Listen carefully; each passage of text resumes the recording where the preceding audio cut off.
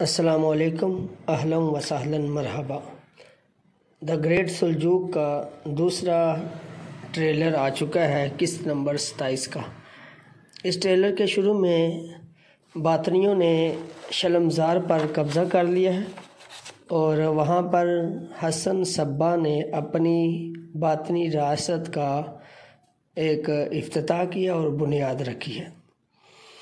پھر بعد میں سلطان ملک شاہ اپنے فوجیوں کو اور اپنے سپاہیوں کو سنجر اور اس کے ساتھ جو دوسرے ہیں تب پر ان کو بھیج کر باطنیوں کے ہی لباس میں شلمزار پر دوبارہ حملہ کرواتا ہے اور باطنیوں سے شلمزار کو واپس حاصل کر لیتا ہے۔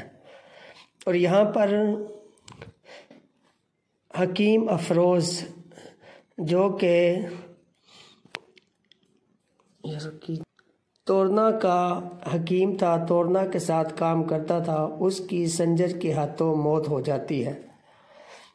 اور سلطان ملک شاہ جب باطنیوں سے شلمزار حاصل کر لیتا ہے تو باطنی بھاگ جاتے ہیں اور جنگل کی طرف نکل جاتے ہیں۔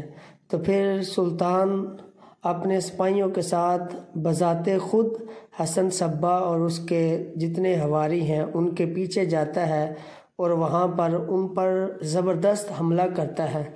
لیکن ہمیں لگتا ہے کہ اس حملے میں حسن صبا بھی بچ جائے گا اور حسن صبا کا بیٹا فیصل بھی بچ جائے گا، اور جو چونگڑیاں مونگڑیاں ہیں وہ ساری کی ساری ماری جائیں گی۔ یہ تھا دوسرا ٹریلر۔